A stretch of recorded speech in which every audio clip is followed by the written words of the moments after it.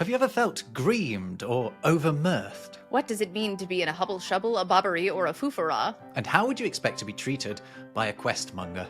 Meseems you won't have the mulligrubs, but will find yourself baltering after this episode of Words Unravelled.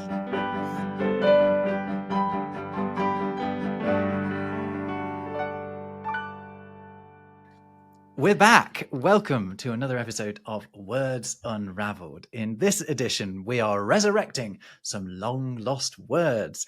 I'm Rob Watts from the YouTube channel Rob Words. And I'm Jess Zafaris, author of etymology books including Words from Hell and Once Upon a Word. So join us, linguistic time travelers, on an adventure into the archaic and antiquated language that we don't quite use anymore, but we love to look at.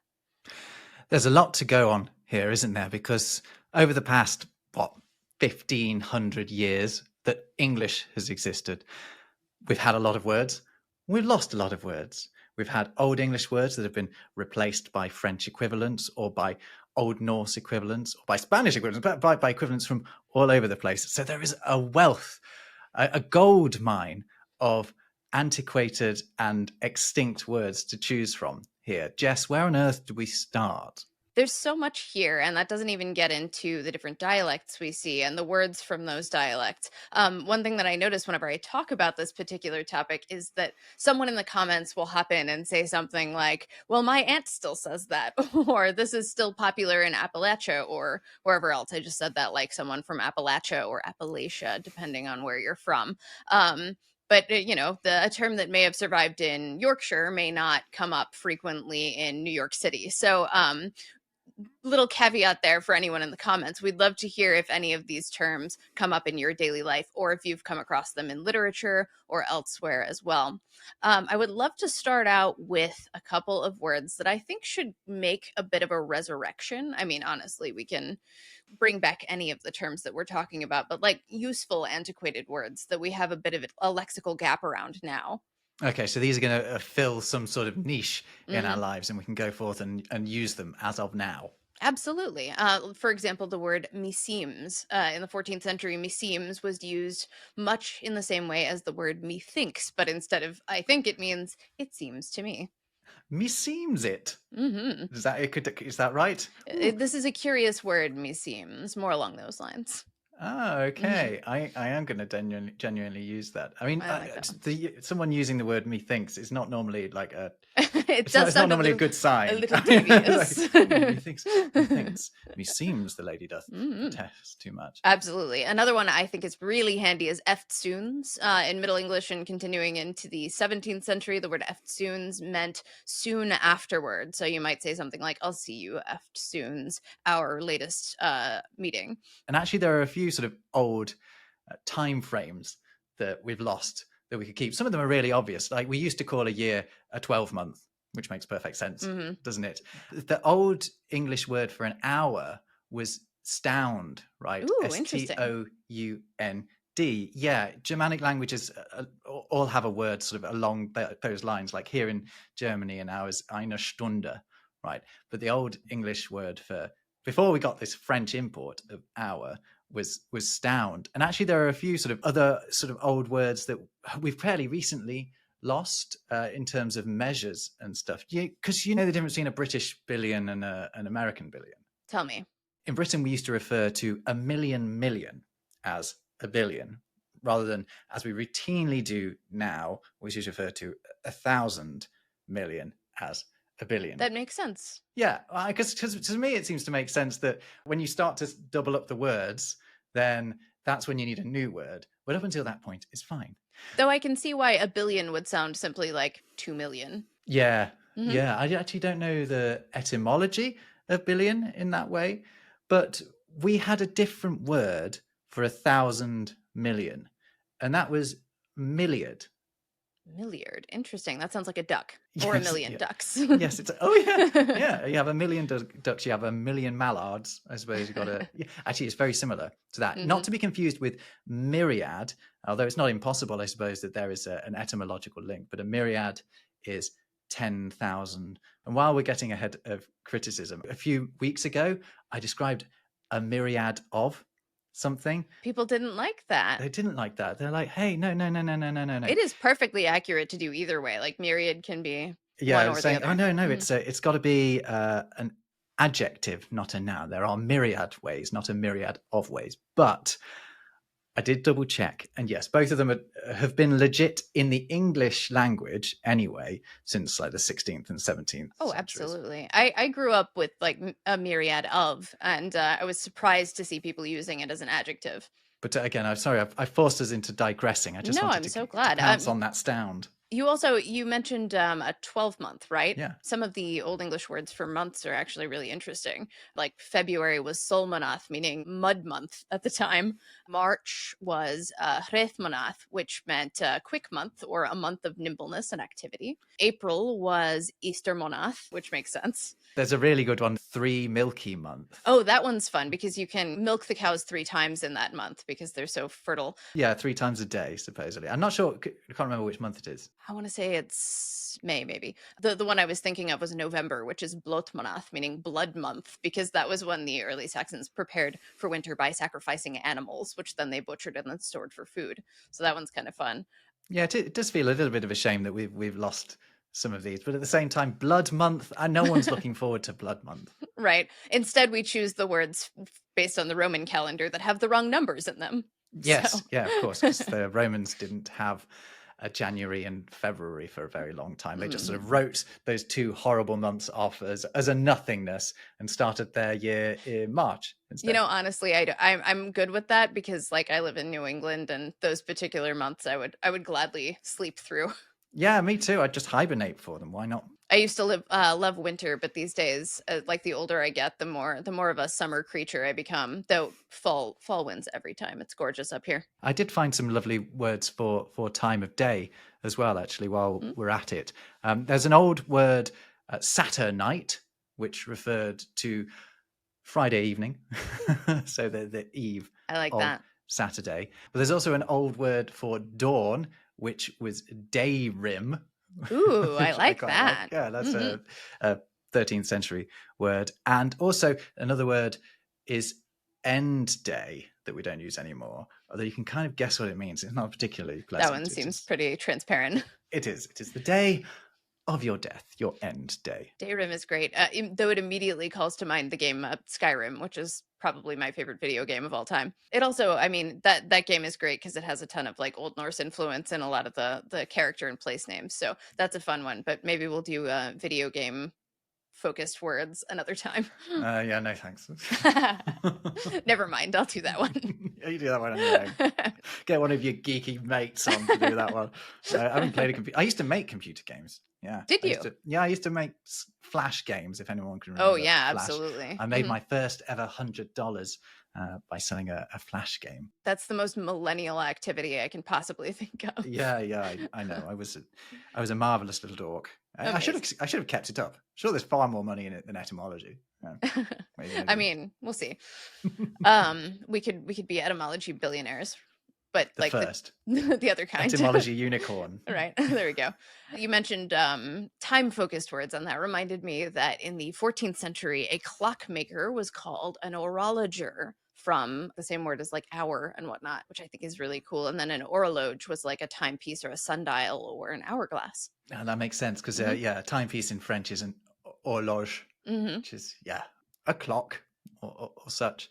Oh, can I bounce off you there and start talking about some old job titles? Let's do it. That's where you've kind of just taken us to. And I had a little bit of a look at some of these because I was thinking about how we have all of these French job titles like carpenter, for example, and butcher. You know, these all come from French. So what were we calling these people beforehand? So I can tell you that there's an old word, fleshmonger, that we used to use for a butcher before we took the word butcher from French. That's so hardcore. Little aside on the word butcher, by the way, that was originally someone who only dealt in goat meat because a buck was a male goat, and that's why we now have words like springbok and stuff. They're all related. Oh, hey, that's cool. Springboks are very cute. Anything that bounces around that so gleefully has to be cute, doesn't it? I'm also a big fan of goats, so I get that. Which is the goat, the greatest of all time goat.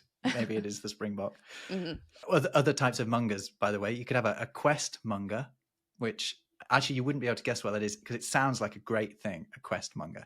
But actually, a questmonger was someone who habitually made money out of spurious lawsuits, what we would today perhaps call like an ambulance chaser or something like that. Someone who deliberately generated legal proceedings for their own gain. Oh, that's fun. There's also an old nickname for a doctor, which was a watermonger. There are a lot of nasty old nicknames for Wait, why is a doctor called a watermonger? Do I want to know? It relates to the specific practice of judging someone's health by assessing their pee. Oh, interesting. I mean, I guess that's not too far away from like humorism, which we've talked about before. No, exactly. They're very interested in liquids back then. I don't know precisely which century this is, but I bet we can guess it's around about the 16th, 17th centuries. And then you could also have a petticoat monger, which was a pimp. Ooh, interesting. There's been many a monger down the years. Also, carpenter, which I mentioned as a French word. An old English term for a carpenter was a tree wright. Oh, I know. That's one of my favorites. There's also a lot of nice wrights that we've had in the past, like a bread wright, which was a baker, a battle wright, a soldier, a house wright was a builder. You have a poem wright, but my favorite one is you used to be able to have someone called a pudding wright. Pudding wright. Sounds really delicious. Although it would have meant pudding as in like a savory dish rather, made of suet and whatever. But I like to imagine them making treacle sponges. Yum. And then wright, of course, is related to the word wrought, right? I didn't know that. Okay, that makes sense because they're all they're physical activities to start with. I suppose there are quite a lot of figurative uses of the word write, like poem write. And I think tree wright makes more sense than carpenter, literally speaking, because a carpenter was originally someone who specifically made carriages and carts and things. That's what the word means. That's right. And cartwright is also an alternative word for that, but now pretty much just exists as a name. Other ones, we had a lot of smiths as well. I bet we do. In the olden days, fingersmith. That was a midwife, believe it or not. It was also a nickname for a pickpocket, but a midwife could be called a fingersmith, although midwife is a very, very, very old word. You know the etymology of midwife? It's one of those old favorites. Yeah, it's a good one. It's a good one. Tell us about it. Well, the wife bit does not indicate that the midwife should be a woman, because the mid bit simply means with. So it is the person who is with the woman. And wife in this sense actually would originally have meant woman rather than wife. Other smiths, a jawsmith, which is actually slang for someone who talks someone too who much. talks too much. There are a lot of words for that. Yeah, this is quite a modern one actually, and it's listed as US slang, and there's a quote in the Philadelphia Saturday Evening Post from 1910. Hot air artists was a phrase uncoined. I love it. The farmer called them jawsmiths. Are you aware of the word ventosity?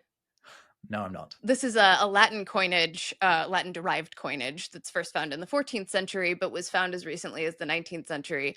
It essentially, it's from the Latin word ventus or ventus, meaning wind. So ventosity could describe either, like in medical contexts, someone who has too much wind out the mouth or the posterior end, or someone who is figuratively a windbag and speaks too much about not much. That makes a lot of sense, like a sort of blowhard. Sorts. Washington Irving used this pretty frequently in his works around the culture of New York City, like Salmagundi and his History of New York City, which has some really fun coinages in it too.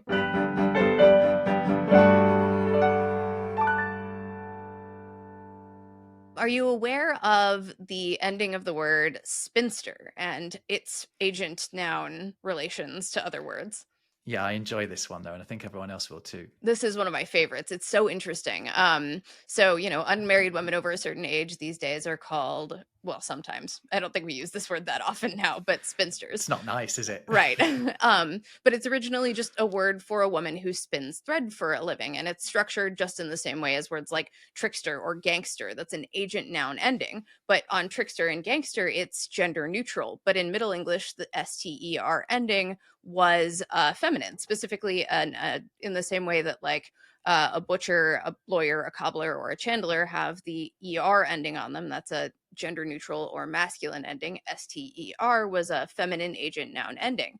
The association between spinster and women who never marry is based on the tradition that those who are unwed and not of a certain social rank should take up a women appropriate profession like spinning. But you also had a sewster, who was a woman who sews for a living before the seamstress ess ending came in from French. You had a whitester who bleaches cloth, and a webster who was a woman weaver or weber.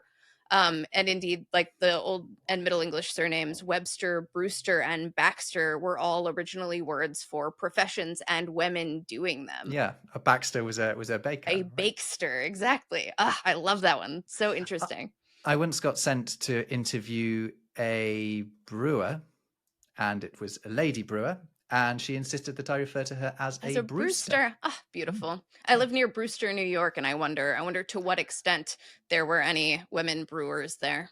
There used to be a pub chain in England called Brewster's. I don't know if it still exists, but that was a slight nod to it. But I think the Baxter one is particularly cool because you've got that spelling change, so it's hiding in plain sight, but it's also a pretty common surname. Baxter is a family name in my family on one particular side, and I didn't expect that it was like a feminine word for a baker for a long time. May I leap off on another tangent here, though, because I've also been looking up names for animals. And so you were talking about spinners has made me think about spiders, because we've had so many different names for spiders down the year, and we've settled on just one, but it's been so normal in the past to pick one of a handful of words for spider. One of my favorite ones is spinned web. Ooh, I love that. Yeah, I mean, it's just a web spinner, just with a fancy version of that particular tense, I suppose. But they've also been called an irene in the past, which is a bit similar to the French for spider, which is araignée. It is based on the same Latin root, irene. And then another old word is atacop. Mm-hmm. And that's related to the word cobweb, right? It is indeed, yeah, which is just a spider web. Cop. Yeah, basically. You could just call a spider a cop. Mm-hmm. And attercop is in one of my favorite examples is in The Hobbit, right? They sing a little song to anger the spiders in while they're in Mirkwood. Oh, I never pick up on all of these. Although, to throw in another Hobbit reference, there is also an old job title that I found, which was a Bilbo Wright. Oh my goodness. What is that? It's someone who makes a sword. So a Bilbo is a type of sword. That's delightful. I love this knowledge. I have a Hobbit themed tattoo that a few people have noticed. So it's from the 1955 edition of The Hobbit that Tolkien drew himself of Smaug. Yeah, I mean, Tolkien is a bit of I imagine as much of a hero of yours as he is of mine. Oh, just absolutely. Because of his linguistics. Since we're on spiders, though, there are a few more, right? You mentioned attercop, by the way, which literally means venom head. Okay. Supposedly. It's not related to adder, though, right? Oh, no, it wouldn't be, would it? Because that should be nada. Yeah. Yeah, right. I was going to say, unless it went through the same journey or was inspired somehow. Gangoweithre is very cute. It means a weaver as he goes. Oh, yes. Gang is an old way of saying walk, right? Like a little walking weaver. I thought I exhausted them, and there are even more of them. Why do we have so many names for spiders? Isn't that peculiar? I think it's because we're scared of them, but also, I mean, I love spiders. I don't want them on me, but like if they're over there and eating things that would otherwise bite me, like we're fine. Yeah, I love distant spiders. They're my favorite type of spiders. Yeah, a remote spider. I love that. Other animals, if I may. I think people perhaps are aware that we used to call rabbits conies, which I think is quite a cool one. So Coney Island perhaps gets its name from its rabbit population, although it might also, I think, be named after somewhere else that got its name from the rabbit population. It's one of those strange ones. I found an old word for porpoise because apparently we weren't calling them porpoises before we were calling them porpoises. We used to call them tumbrels. Tumbrels. How do you spell that? Tumbrel. Oh, by the way, we made one of our massive biological errors last time we talked about porpoises. I asked you whether a porpoise was a dolphin. I think I said that dolphin is a type of porpoise, and I'm probably wrong. Yeah, you're wrong. Yeah, great. Totally wrong. Yeah, absolutely. And I wasn't right either. So what is the difference then? So let me read the dictionary definition of a porpoise. It is a delphinoid whale, right? So it's dolphin-like, but is not a Okay, I dolphin. see. A delphinoid Dolphin whale, shaped. characterized by a blunt, rounded snout and usually a low triangular dorsal fin. That's why Yeah. porpoise means pigfish. Does it? Yes, yes, it does. How is there so much material about porpoises? I haven't thought about before we started doing this podcast. I don't think I'd thought about a porpoise almost ever. I'm not really supposed to talk about this yet, but in a couple of years, I have a book that's supposed to come out about the etymology of different like nature themed words. So I've done a lot of reading recently about this. I just thought if I misinterpreted delphinoid as dolphin-like, but actually it means dolphin-shaped, then that means it might include dolphins. Right, because dolphins are also whale. Oh. Like, yeah. Oh no! So actually, I still don't know whether they're Yeah, dolphins. gonna have to ask a biologist on this one. Okay, yeah. I can leave a comment below if you know. Please don't email us about it though. We just need one comment. Other old words. Well, we didn't use to call squirrels squirrels. We had a word for that. Squirrel is a French word. It comes from écureuil or escurial. If you want to go with means the shadow tail, right? Originally from Greek. Yeah. Isn't it nice? I think it's related to obscure. Oh, neat. Those lines. Yeah. Which kind of makes sense, doesn't it? But we used to call it an archaiorna, which the arc bit means oak. Oh, neat. The rest of it, we're not totally sure like oak bear? Where that comes from. Oh, wouldn't that be nice? It basically means an oak dweller. Okay, is that's our best cute. guess at what it literally means. But here in Germany, it's an Eichhörnchen, which I think is a bit of folk etymology at play, because that means little acorn, pretty much. And also in Dutch, it's something very similar. And I think in all the other Germanic languages, basically, it's called something that relates to the oak tree. But we pretentiously took the French word and went with that. You could probably argue that the French, imposed the words in many cases on English. Yeah. Depends on the word and when it entered. Talk about how marvelous at absorbing words English is, but occasionally they get sort of forced in there, don't they? Oh, by the way, do you know what supposedly the longest one-syllable word is in English? No. It's squirreled. Squirreled. Oh, that's nice. Yeah, there you go. That. You did it. I like that. I mean, I can barely do it. Squirreled. Squirreled. Yeah, that's one syllable, and it's the longest one-syllable word in English. Supposedly. Interesting. Squirreling away things. Squirreling away knowledge like we do. Can I go for one more animal, and then we'll go on to something else? You perhaps know what the giraffe used to be called. The camelopard or camel leopard.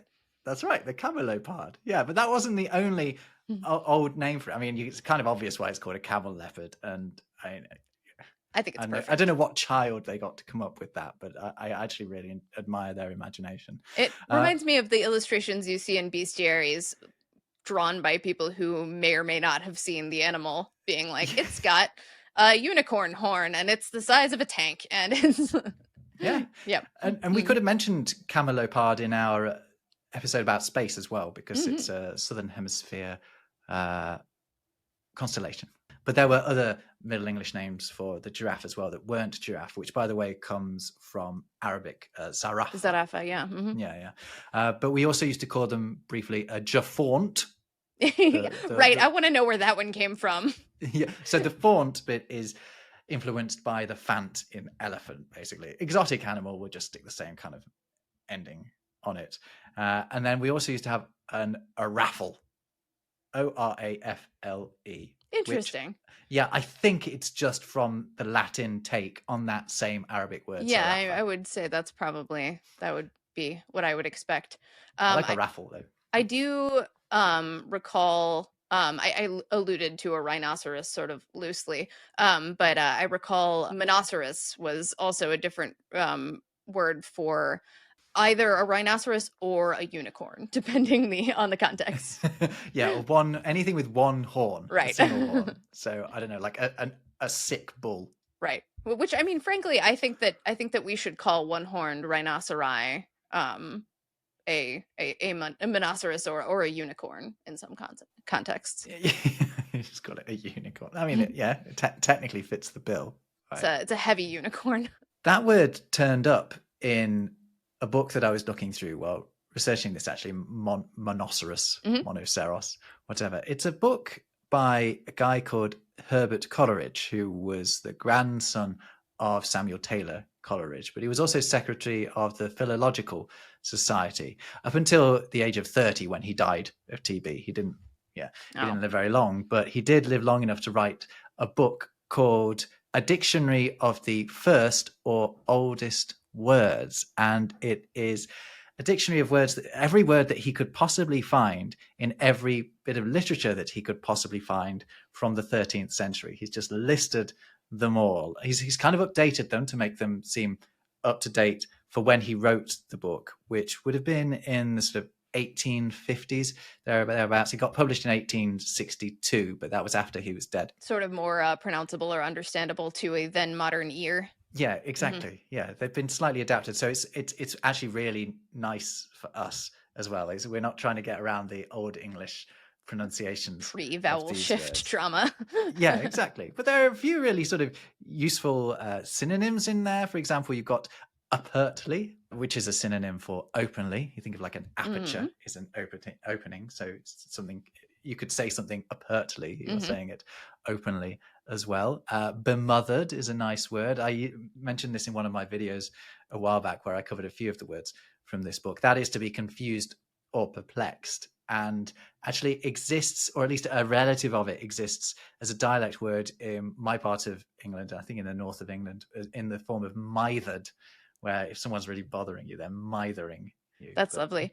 That BE prefix was like very popular in the 15th and 16th centuries. We had like words that I really think we should bring back, like bethwack, which meant to like thrash someone very soundly. We had betongue, which meant to verbally thrash someone. Befool, which I think this one comes up a little more often today, but you could make a fool of someone. And then, of course, to beshrew someone is to corrupt them. Oh, I like those. That's nice. So the B is to sort of impose upon or to take on the characteristic of something, right? It means a lot of things. Like the most common meaning is like around or on all sides. So like bespatter or besiege or bejewel are all like they imply aroundness, but it can also be privative, like depriving of something, which is how you get the word behead, for example. So it does a lot of work in English. Gosh, yeah, and it also is like one of our most important verbs, just be. Right. those two, that pairing of B and E, they're really pulling their weight, aren't they? Another word that's kind of along the lines of some of the ones you just listed is overmirthed, which is a word meaning to insult someone. So it actually sounds nice. It sounds like what you're doing is filling them with too much glee, too much joy. But you're more like making them the object of mirth. Yeah. Perhaps that's it. Yes. Okay. That's it. I couldn't work out what it is, but I think that's exactly what it is. Yeah. You're making the subject of the mirth, which I like. Another word that just made me sort of snort, because I am a child, was the word self-willy, which is when you do something of your own accord without any real cause. You do it self-willy. I would like to say for the record that it wasn't me making Rob blush this time. Yeah, that was a self blush on the self willy. Oh, I'm blushing even more now. We're talking about the blush. I'm just falling into a pit of blush. Quickly, a few more that caught my eye. Oh, to displease someone is to greem them. Ooh, that's fun. That's really good, isn't it? I was thoroughly greemed when Jess made me blush once more.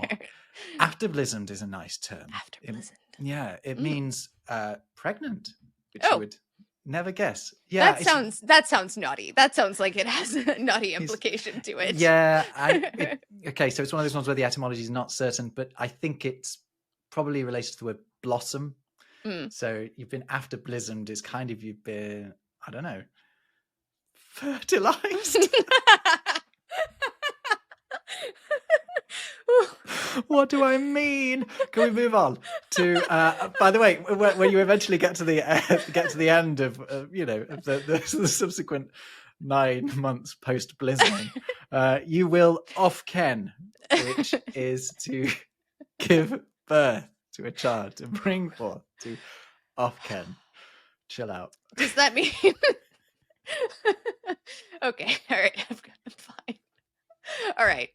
Does that I specifically told you not to use any word today that would make this happen to me, make me go all blushy, and I've ended up doing it to myself. I do have a few others since we already have you in a darker shade if you'd like. So do you know the meaning of the word Rantalian?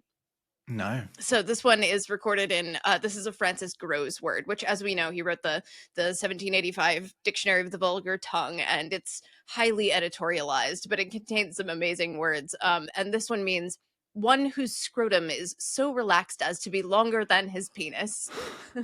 Or in Groves's words, someone whose shot pouch is longer than the barrel of his piece. Are you serious? Yes. There's also a supposedly related word called rantipole, which referred to a particular position in bed where the lady is on top and facing the opposite direction. Great. As one might expect. I honestly thought we couldn't go any lower, and then you. Oh no, I've got more. 3 or 4 notches. I don't think we need any more, Jess. So these are all words that Francis Groves picked up while hanging out in the ale houses of London. Right, he was just hanging around. He just basically was attracted to sort of people speaking these weird canned. Some slightly less naughty ones that I don't think will make you okay, go on. blush quite as much.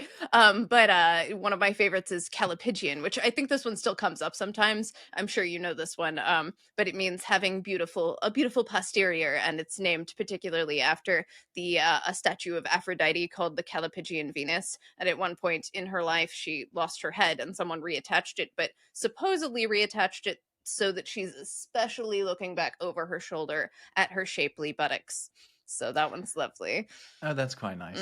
I'm worried that I've stopped you telling our listeners and viewers something that they might have wanted to hear, even if I couldn't stomach the ruder ones. Oh, no worries. They can get my book and read some more of these. I've got a whole chapter on them. Okay, fine.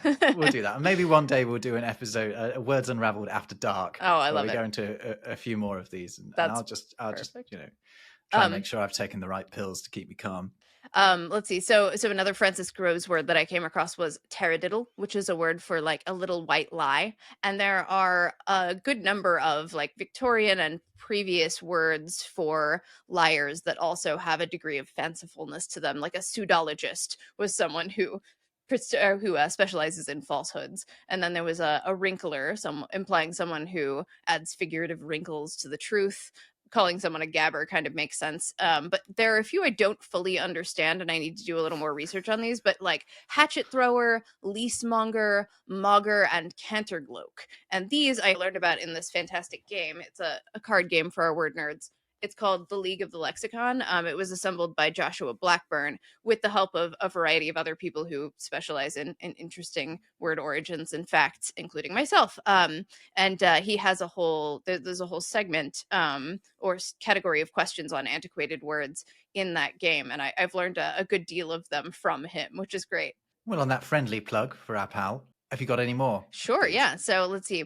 Early in the 16th century, there was mumpsimus. A mumpsimus is someone who stubbornly insists that they're right when they're wrong. And this is a bit of a Mrs. Malaprop situation. It was popularized because it was found in a letter by Erasmus to a friend in the 16th century. He told a story about a Catholic priest who was conducting communion. And instead of saying, quod ore suncimus, or we have received this communion by the mouth, he said, quad ore mumpsimus, and despite being corrected, continued to stubbornly use the incorrect term. Therefore, a mumpsimus became someone who has that similar tendency. Wonderful. Mumpsimus. I'm going to use that one. Another word I came across in the Coleridge book actually was mormet. I don't know if you've heard that, but that's an old word for a scarecrow.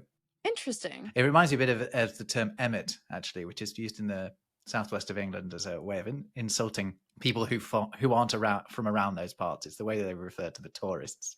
And actually, there's another old word, another medieval word from Coleridge as well for a stranger, which it reminds me of, which is a comeling. So you can see how that works. It's someone who has come. We've talked about ling words before. Yeah, There used to be a lot absolutely. more of them than we use now. That's very nice.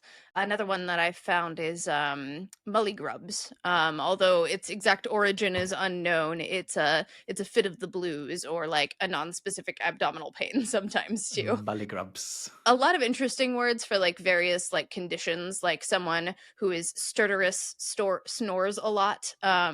Someone who is afflicted by eructation is belching a lot. Yeah, eructation. I seem to remember reading a description of that word. I think it's in Johnson's dictionary, Mm. and he describes it as a meaty smell, like a gassy, meaty That's emission. terrible. Yeah, it's really dreadful. Okay, another one is conspew, and this isn't a very common word, but it means to spit on something. Probably a fanciful Latinate version of words like sputum, which are from the Latin spuere. And it's pretty rare, but it's found in the Saturday Review at one point, where it says the only thing criticism has to do with the Shakespeare Bacon craze is to conspew it, basically saying it's slander to critique Shakespeare and Bacon. Conspew. Hmm. Oh I like gosh, it. there's some. I mean, there's some words that I'm not sad that we've lost. Right. I Oh, don't. I don't think we need these words in. When our political discourse is already in the toilet. Let's oh not yeah. bring back the concept of conspewing on one another. Another one that I think we're probably better off for not having anymore because of how it could be misconstrued is Not misconspewed. or misconspewed is jactation, which sounds a lot more naughty than it actually is. It's from the Latin jacere, meaning to throw, but it has a few meanings, all sort of suggesting like swaggering or swaying your body. So like to jactate would be to boast or to brag or even to like thrash in your sleep. So it's not quite as bad as Ah. it sounds. Yeah, well, because it sounds. I mean, I know it sounds a little bit like ejaculate, right? It sure does. Which is a word that again has now an almost solely sort of crude meaning, but really just meant to exclaim.